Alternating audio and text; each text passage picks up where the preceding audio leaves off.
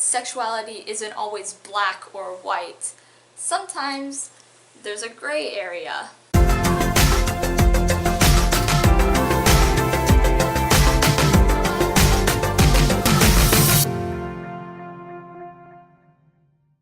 Howdy y'all, I'm Mickey, and today is the second part of my Asexual Awareness Week video series. I'm uploading a new video every single weekday this week to try and raise awareness about different subtopics related to asexuality. When I defined asexuality in yesterday's video, I said it's a lack of sexual attraction. I also said asexual can be a term for any identities that fall under the ace umbrella. Someone whose identity falls on the ace spectrum might not feel fully asexual in that they don't never experience sexual attraction, but they also might feel that they don't experience enough sexual attraction or sexual attraction intensely enough or whatever else enough to consider themselves allosexual either.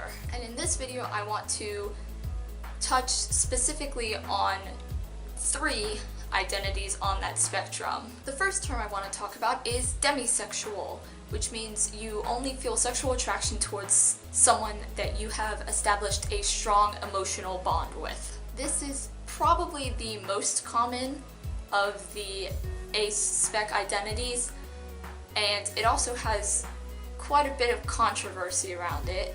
There's been an influx of people recently who argue that demi-sexual means normal and everyone is demi, and no, they are not.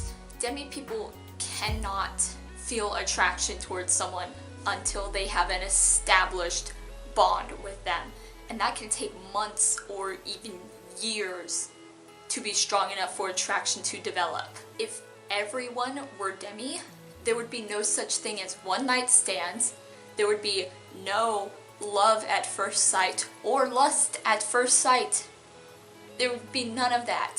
That would not exist if everyone were demi. Basically, demisexuality is a thing. The second label I want to talk about is pretty broad, and that's gray sexuality or gray ace. Generally, this term means someone who very rarely experiences sexual attraction or experiences it in very low amounts. Some also use it as a term that covers everything that isn't completely encapsulated by asexuality or allosexuality.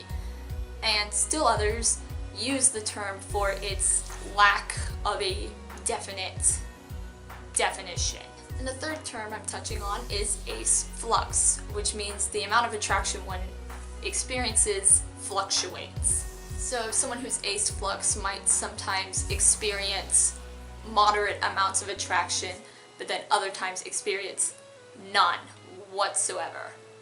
In that case, their levels of attraction changed or fluctuated, and so ace flux. Though I'm only defining those 3 right now in this video, there are other identities that fall on the ace spectrum. I just kind of wanted this video to be an introduction into the idea that sexuality isn't always black or white.